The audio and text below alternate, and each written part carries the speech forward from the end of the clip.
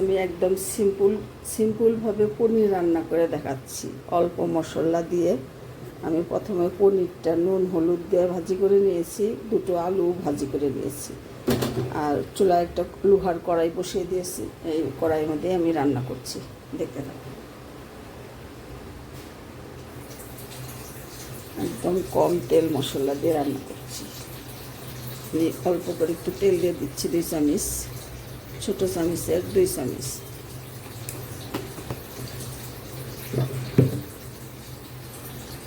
দিয়ে দিচ্ছি 1 টুকরা দারচিনি আর 2টো এলাচ মুখ ফাটিয়ে দিয়ে দিচ্ছি, একটা তেজপাতা।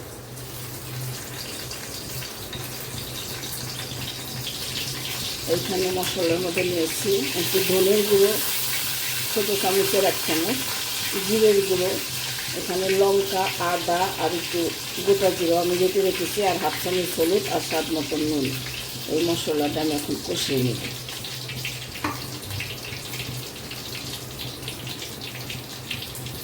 দেখতে বন্ধুরা, মশলাটা আমি কষিয়ে নিচ্ছি ভালো করে। তেল ছেড়ে দিচ্ছে এখন। আমি এটার মধ্যে 2 চামচ, এই চামচের 2 চামচ টক দই দিয়ে দিচ্ছি।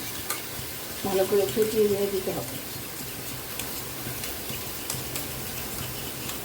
চুলার আঁচটা একদম কমিয়ে রাখতে হবে, তা না হলে টক দইটা কেটে যাওয়ার সম্ভাবনা থাকে। একদম চুলার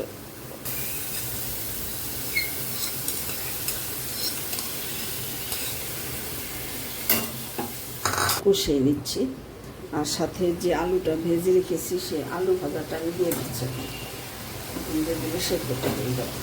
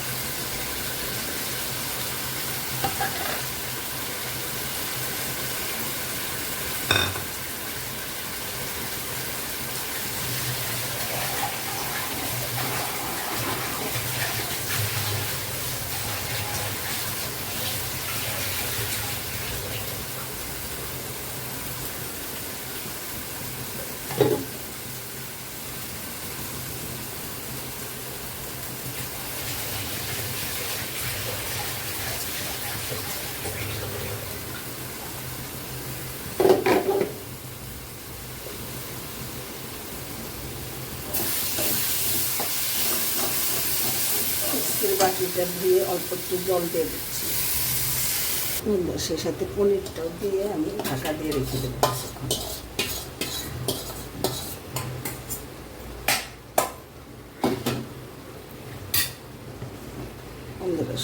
ছোটো চামচের 1 চামচ চিনি দিয়ে দিচ্ছি। যেহেতু আমি টক দই দিয়েছি, স্বাদের ব্যালেন্সের জন্য আমি অল্প একটু চিনি দিই।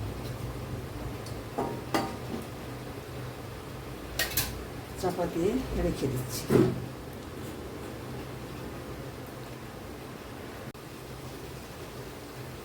হ্যালো বন্ধুরা, কষানো হয়ে গেছে, আলু সেদ্ধ হয়ে গেছে। এখন আমি পরিমাণ মতো জল দিয়ে দিচ্ছি।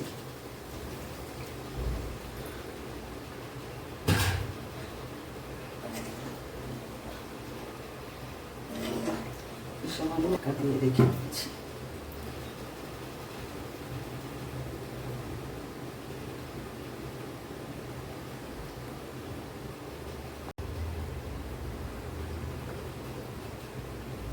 বন্ধুরা, পুরো রান্নাটা এখন হয়ে গেছে। আমি এখন একটু ঘি, গরম মশলা পাউডার দিয়ে নামিয়ে নেব।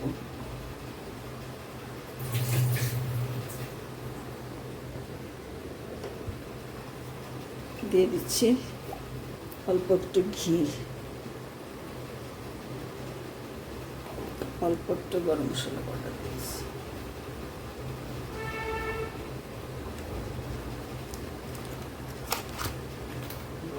কচুরি মেথিটা উপর থেকে ছড়িয়ে দিয়ে দিচ্ছি।